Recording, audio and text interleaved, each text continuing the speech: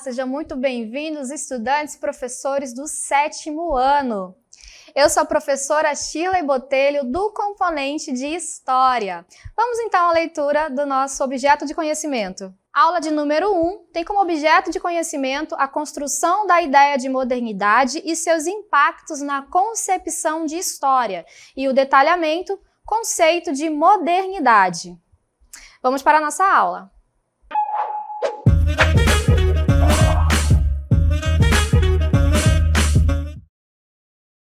Muito bem, então nós vamos falar então de modernidade. Nós vamos estudar um período de grandes transformações sociais, políticas e econômicas que ocorreram na Europa a partir do século XV, ok? Mas, primeiro, como é que a gente define o conceito de modernidade? O que é moderno? O que você entende por modernidade? A gente tende a pensar, de acordo com o senso comum e com o conceito comum que nós conhecemos, que modernidade é a qualidade daquilo que é novo, moderno, tecnológico, não é mesmo? Se eu falar para vocês assim, pensem num celular moderno, vocês vão pensar no smartphone e não naqueles celulares, celulares antigos que tinham ali os botões, não é mesmo? Então esse é o conceito de modernidade que a gente tem no senso comum, que a gente utiliza no nosso dia a dia. Você falar um carro moderno, você vai pensar num carro de última geração e não no Fusquinha, por exemplo. Só que para a história, a coisa é um pouquinho diferente. E se eu falar para vocês que uma obra do século XV é uma obra moderna, faz parte desse período da modernidade, dá um bug aí na cabeça, né? Mas vou explicar melhor para vocês, nós vamos entender agora qual o conceito de modernidade para a história. Olha só, o conceito de modernidade na história refere-se, por isso que a gente destaca aqui, modernidade na história enquanto uma disciplina, ok? Enquanto um campo científico.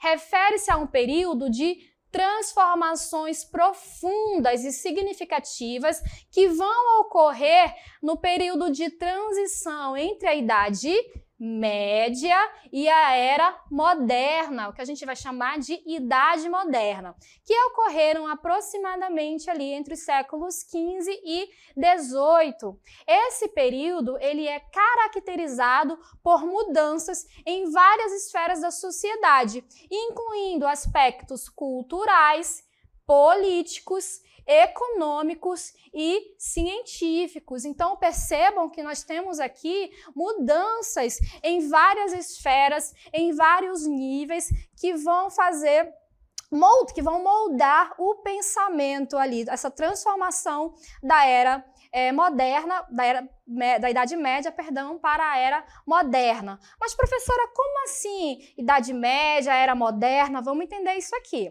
Então, para nós compreendermos a Idade Moderna no espaço de tempo, eu trouxe para vocês aqui uma linha do tempo. É a chamada linha do tempo tradicional da história, como vocês podem observar aqui ao lado.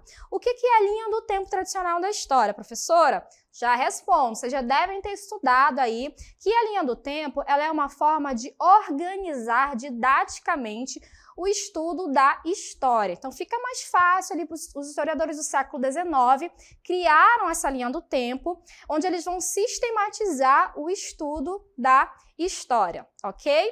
Então a gente tem essa linha do tempo dividida em 5 períodos históricos. Inicia lá na pré-história, com a origem dos primeiros hominídeos e vai até a Idade Antiga, que seria então o pontapé final da pré-história, início da Idade Antiga, seria a invenção da escrita. Então a gente tem agora a Idade Antiga.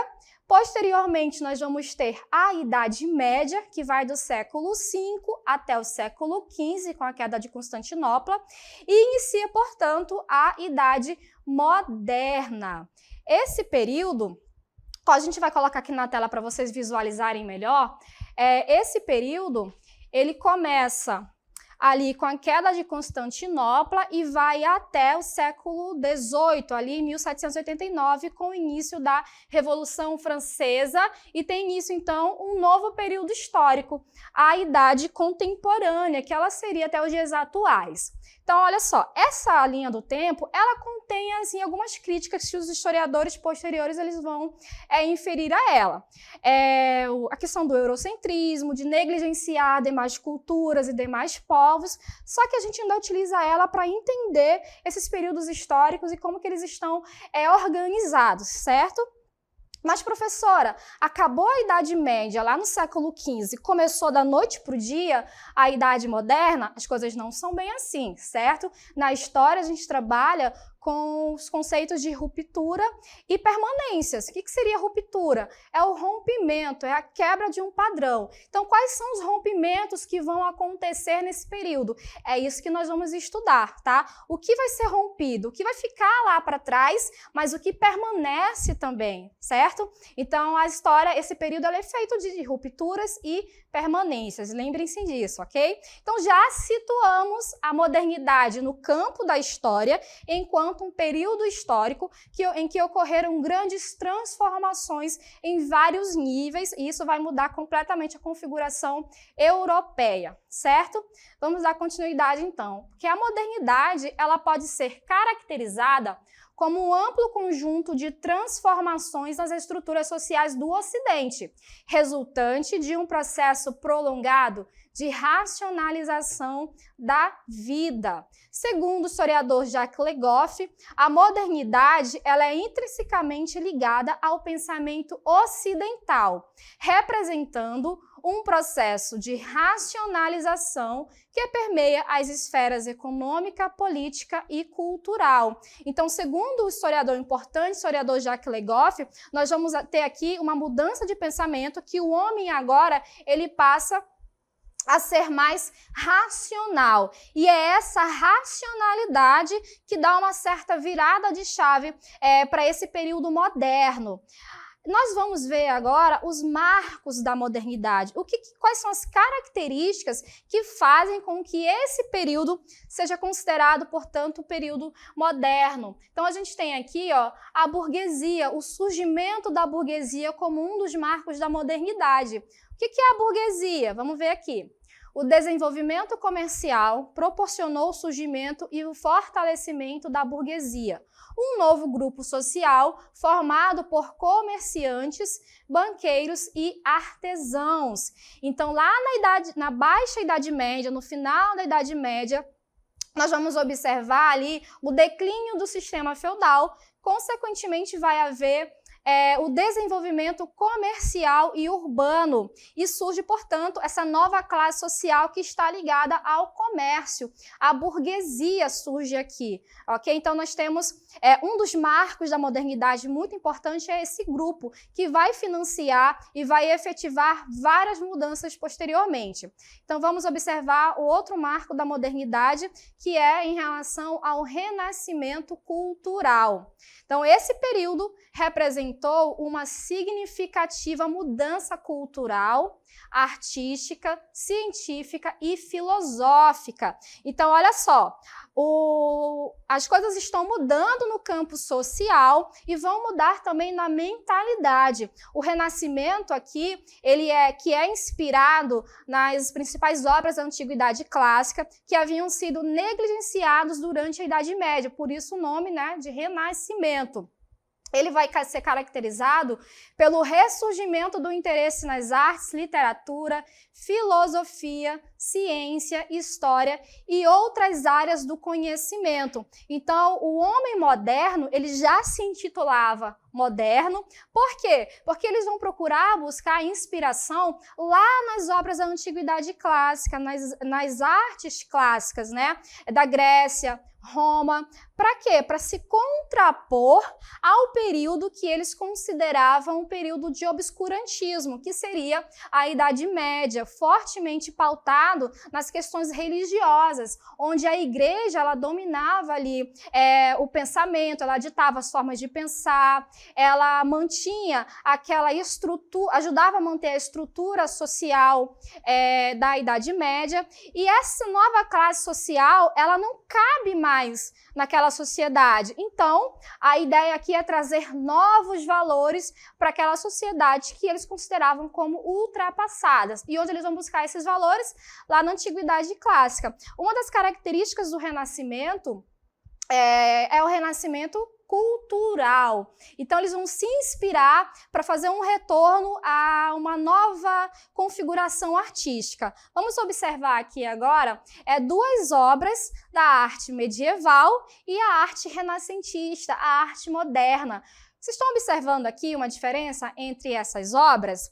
A gente percebe que ambas têm um teor religioso, né? Então, essa obra aqui, essa pintura religiosa do século XIV, ali de 1308, têmpera sobre madeira. Como a gente pode observar, nós temos ali a imagem de Jesus sentado no colo de sua mãe, os anjos ao lado, mas observem que não há uma preocupação em relação a descrever as características reais, não há essa preocupação durante a Idade Média, certo? Enquanto que na Idade Moderna, o Renascimento ele vai trazer essa preocupação com a questão da perspectiva, vai trazer a preocupação em retratar com o máximo de realismo possível as obras. Então, observem que nessa obra de Michelangelo, ali do século XV, observem a criação de Adão. Então, nós temos Adão aqui despido, algo que durante a Idade Média isso não acontecia, o corpo humano, né, ele não era retratado da forma como vai ser retratado aqui pelos renascentistas. Então, tem uma preocupação com o belo, com o corpo, em retratar o mais real possível. Tem questões técnicas que não haviam essa preocupação durante a Idade Média e agora nós vamos ter. Então, as obras renascentistas, ela tem essa preocupação maior. E o cunho religioso das obras renascentistas ainda existe, mas ele fica um pouco de lado. Eles passam a retratar mais a questão das mitologias, da natureza. Então, abre-se um leque maior de possibilidades para os artistas daquele período, certo? Então, vamos lá observar outro marco, outra característica importante que vai ser estabelecido a partir desse período. Vamos ter a formação dos estados modernos. O que isso significa? Vamos ver. O surgimento dos estados nacionais foi acompanhado por uma busca pela unificação territorial e cultural. Isso aqui é muito importante. Prestem atenção nessa palavra, pela unificação, porque uma das características ali do período medieval é que eu tenho aqui determinado país aqui no mapa, ele vai ser todo dividido em feudos, fazendo aqui os feudos para vocês. Cada feudo tem um rei, tem um senhor feudal, tem um chefe que determina como que se dá a questão política, ele vai definir as regras, as leis. E agora, durante esse período aqui da Era Moderna, nós vamos observar uma configuração diferente. A ideia é que tenha apenas um rei que vai chefiar, que vai governar aqui todo esse território. Então, ele vai unir territorial e culturalmente. Agora nós vamos ter uma nação que fala a mesma língua, que entende os mesmos símbolos como símbolos nacionais, a mesma moeda. Isso tudo é muito importante para essa nova configuração política aqui na Europa. Os monarcas, continuando, muitas vezes apoiados pela burguesia, buscaram consolidar seus territórios e fortalecer a autoridade central. Olha que coisa importante, nós falamos aqui a respeito do surgimento da burguesia. Os burgueses que surgem como pequenos comerciantes, na medida em que eles vão conquistando mais dinheiro, mais bens, é interesse deles apoiar apoiar apenas um monarca. Por quê? Porque aí ele vai ter apenas uma tributação, ele vai ter apenas uma moeda, não ficar andando ali pelas regiões que ainda haviam vários feudos, onde tinham várias moedas, várias taxas, cada uma de acordo com o seu senhor feudal. Por isso vai ser interessante para esse grupo apoiar aqui um único monarca. Isso envolveu a superação de estruturas feudais descentralizadas. Olha aqui que coisa importante, essa diferença. Então, a gente vai ter agora uma monarquia centralizada na pessoa do rei e não mais aquela estrutura descentralizada que havia, que era bastante característica da Idade Média. Muito bem. Então, esses monarcas agora, eles governam e vão governar de forma absoluta. Vamos agora ver o próximo marco da modernidade em relação aqui ao absolutismo. O que é o absolutismo, professora? O absolutismo, ele é um sistema político que predominou na Europa entre os séculos XVI e XVIII, marcando uma significativa mudança nas estruturas de governo da época. Então, ele é caracterizado pelo poder centralizado nas mãos do monarca. Então, o rei detinha poder absoluto, não havia nenhum documento, nenhuma autoridade que pudesse se sobrepor ao poder do rei. Então, vários monarcas absolutistas vão governar, principalmente ali na França. Vamos ter reis absolutistas na Inglaterra, em Portugal, na Espanha. E na França nós vamos ter o rei Luís XIV. Ele é considerado o rei Sol. Aqui tem toda a deferência aqui ao rei Luís XIV. Ele é o símbolo do absolutismo monárquico, né? Ele vai conseguir centralizar o poder, ele constrói o Palácio de Versalhes, que até hoje é uma grandiosa construção, o Palácio de Versalhes, um símbolo na França, visitado por milhares de turistas.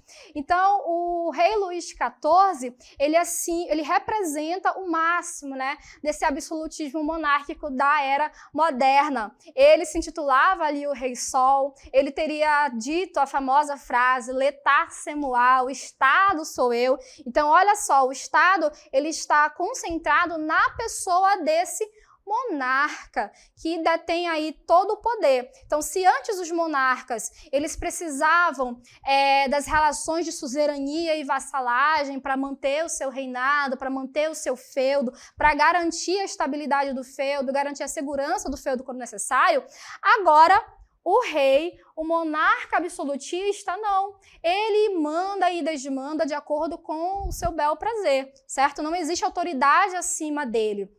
Ele vai montar uma estrutura administrativa, claro, para ajudá-lo, mas a palavra do monarca é a que prevalece. Então, não esqueçam disso. Então, essa relação entre a monarquia e a burguesia, nós vamos vê-la mais aprofundada ali entre as monarquias ibéricas. Muito obrigada, então, a presença aqui do nosso rei.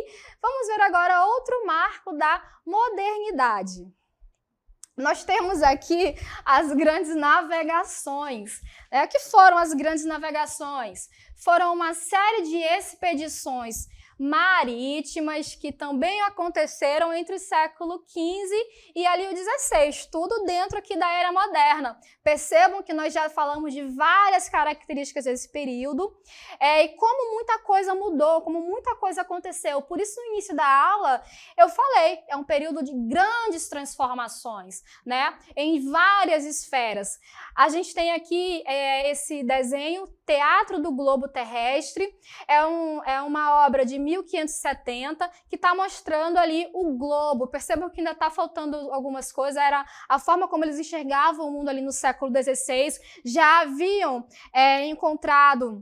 chegado até a América, já haviam chegado também a algumas partes da África ainda desconhecidas, isso tudo por meio das chamadas grandes navegações, né? Foram impulsionadas por nações europeias, principalmente Portugal e Espanha, que vão ser pioneiras nesse processo das grandes navegações. Várias razões para isso, tá, gente? Primeiro que Portugal, ele é a primeira nação a ter uma monarquia centralizada, vai ser centralizado ali com a Revolução de Avis no século XIV. A Espanha, no século XV, também vai formar sua monarquia centralizada com o casamento, né, real entre Fernando de Aragão e Isabel de Castela. Então, eles já haviam feito uma aliança com a burguesia, já tinham práticas marítimas, porque estão ali na Península Ibérica, né, de frente para o Oceano Atlântico. Então, essa aliança vai ser possível, vai proporcionar, na verdade, essas empreitadas no oceano. E qual era o objetivo, então? Por que eles vão navegar? O objetivo era em busca de caminhos alternativos para alcançar as riquezas da Ásia e contornar o monopólio do comércio exercido pelos árabes. Por quê, professora? Eles faziam esse trajeto, vou tentar marcar aqui no mapa, por aqui, para chegar até a Ásia. Só que esse era muito dispendioso para eles, né? Os comerciantes que estavam ali naquele local, eles cobravam muito caro. E em determinado período, eles vão proibir esse percurso. Então, já que ali na Ásia vendiam produtos que eram muito rentáveis, muito vendidos e lucrativos para os europeus, eles precisavam encontrar uma rota alternativa para chegar até aqui. Esse é o objetivo. Então, o que precisa ser feito para isso? Eles vão investir em tecnologia náutica, vão ser criadas aqui as caravelas, eles vão utilizar a tecnologia asiática, mas eles vão aprimorar essas tecnologias, a bússola, o astrolábio e diversas outras ferramentas que vão auxiliá-los nessa empreitada. Então, Portugal é o primeiro que se lança nessa empreitada. Eles vão sair aqui da Europa, vão percorrer esse caminho pelo Oceano Atlântico, vão vir aqui para o Índico e chegar até a Ásia. E foi assim do dia para a noite? Não, senhores. É um processo que demorou, foi um processo que demandou muito tempo, não foi do dia para a noite, mas quando chegaram, eles tiveram um lucro imenso. Esse lucro vai fazer com que a Espanha também comece a se movimentar. Só que, se a Espanha não pode ir ali pelo Mediterrâneo, não pode descer o Atlântico, porque já é uma rota dos portugueses, o que vai ser feito agora? Eles vão agora tentar uma outra rota, né? Eles vão direto a oeste pelo Atlântico ali com o navegador Cristóvão Colombo. E o que a gente tem a ver com isso, professora? É aí que os europeus vão ter ali os primeiros contatos com os nativos americanos. Então, olha como a gente tem agora, a partir das grandes navegações, vai ser iniciado, então, o processo colonizatório, né? O chamado Novo Mundo sendo descoberto, com muitas aspas, pelos europeus. Por que eu falo com muitas aspas? Porque já era habitado por milhares de povos e civilizações nativas, chamados ameríndios. Muito bem. Então, a gente tem aqui um outro marco muito importante da modernidade, que é na esfera religiosa. Nós vamos ter a chamada Reforma Protestante. Foi um movimento religioso que desencadeou profundas transformações na Igreja Católica e na sociedade europeia a partir do século XVI. Então, olha só, a Igreja sendo contestada, a Igreja sendo colocada à prova. Inicialmente liderada por Martinho Lutero. Esse que está aqui na imagem é um monge alemão que vai passar a contestar alguns dogmas e práticas da Igreja. Então vamos lá. A Reforma contestou práticas e doutrinas estabelecidas pela Igreja Católica, desafiando a autoridade papal e dando origem a uma diversidade de correntes protestantes. Então, se você é de determinada religião cristã, ligada a determinada igreja que não o catolicismo, saiba que você é protestante, tá? Isso tudo graças e a partir dos movimentos ali dos reformistas, sobretudo de Martinho Lutero. O que Martinho Lutero contestava? Né? Naquele período, Martinho Lutero vai apontar uma série de incongruências e práticas que a igreja estava adotando. Práticas de corrupção, estava vendendo indulgências. O que seria isso, professora? Seria a venda de perdão. Então era assim, a pessoa cometia determinado pecado, ia lá se confessar com o padre, era assim que funcionava. Mas a partir de um período, os padres, a igreja começou a vender esse perdão, vender indulgências. Então, se cometesse o pecado, era só ir lá pagar para que seu perdão fosse dado. E ele vai questionar isso, né? E em outubro, mês de outubro, acho que é no ano de 1516 ou 17, vou deixar no ar aí, tá? Ele vai fixar na catedral de uma igreja alemã suas 95 teses ou 95 contestações. Ele vai pontuar ali, argumentar o que está errado na igreja, denunciar essas práticas errôneas que a igreja estava comentando. E isso vai gerar um grande alvoroço ali pela igreja. Martinho Lutero vai ser preso, ele vai ser acolhido por um príncipe alemão, né? E as ideias de Martinho Lutero, a igreja não consegue conter, não fica ali só na Alemanha, são ideias que vão reverberar pela Europa e diversas outras correntes protestantes vão surgir. A gente vai ter João Calvino ali na Suíça, que vai se dar início ao calvinismo, vamos ter o anglicanismo na Inglaterra, né? Esse ponto ele é muito interessante, o anglicanismo inglês. Por quê? Porque o rei Henrique VIII era casado, queria se divorciar para casar com a sua amante, Ana Bolena, e o Papa negou, porque o casamento ele é uma instituição sagrada e indissolúvel para a Igreja Católica. O que o rei Henrique VIII fez? Um rei absolutista, um rei que se considera acima de todas as instituições. Então, se ele está dotado desse pensamento absolutista, quem é o Papa para negar um pedido do rei, né? Então, ele vai acabar rompendo com a Igreja Católica, tomando as posses da igreja, expulsando o clero ali da Inglaterra e vai formar a nova igreja, onde ele, o rei, é o chefe.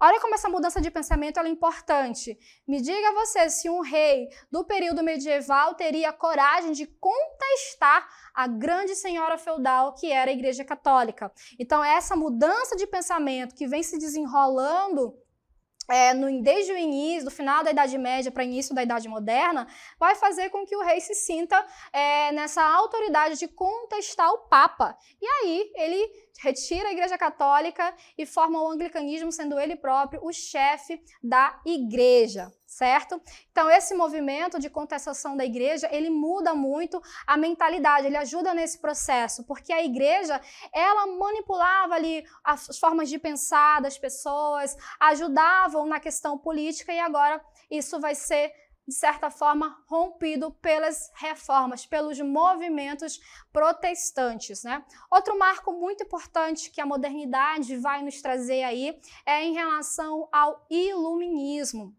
Isso já ali entre o século XVII e XVIII. O iluminismo foi um movimento intelectual que floresceu principalmente, como nós falamos agora, século XVII e XVIII na Europa, marca um período de transformação. Olha essa palavrinha aqui que nós estamos falando bastante, essa transformação no pensamento, né? Nas artes e na política. Esse movimento enfatizava a razão, a ciência, vou até frisar aqui que isso é importante, a liberdade individual e o progresso como instrumentos para a melhoria da sociedade e do governo. Então, agora a ênfase é no pensamento racional, é na ciência, é na experimentação. Não basta mais dizer que está chovendo porque Deus assim o quer. Não basta mais dizer que o fulano morreu porque era da vontade de Deus. Não. Agora, os iluministas eles vão incentivar o pensamento racional, o pensamento científico. Agora as coisas precisam ser testadas pela experimentação. E olha só, eles vão passar a questionar a autoridade dos monarcas. Eles vão primar pela liberdade, pelo individualismo. Então a gente já tem aí um novo indício, uma nova forma de pensar, questionando aquela autoridade monárquica. Isso tudo, né, traz essa nova dinâmica social. Então, o marco também, para fechar aqui a Era Moderna, o que vai marcar é a Revolução Francesa, que foi um processo revolucionário ocorrido entre 1789 e 1799 na França, né? Foi impulsionada por uma série de fatores, incluindo desigualdades sociais, econômicas e políticas, além da insatisfação generalizada com o regime monárquico. Então, se a gente inicia a Idade Moderna com esse fortalecimento monárquico, com essa configuração absolutista, nós vamos encerrar com um rei, o rei Luís XVI, sendo executado na guilhotina, ele e sua família. Então, olha só, agora a Revolução Francesa, ela traz uma nova dinâmica por contestar a autoridade do rei diante de tanta desigualdade social que havia ali na França. A França, economicamente, estava enfrentando diversos problemas, a população francesa estava passando fome e o rei lá tendo tudo, não dá, né? Então, essas pessoas passaram a contestar, vão contestar a autoridade do rei, esse absolutismo, e tirar o rei do poder. Então, esses são marcos que eles definem esse período que a gente chama de Idade Moderna. Finalizamos, então, esse nosso momento de aula.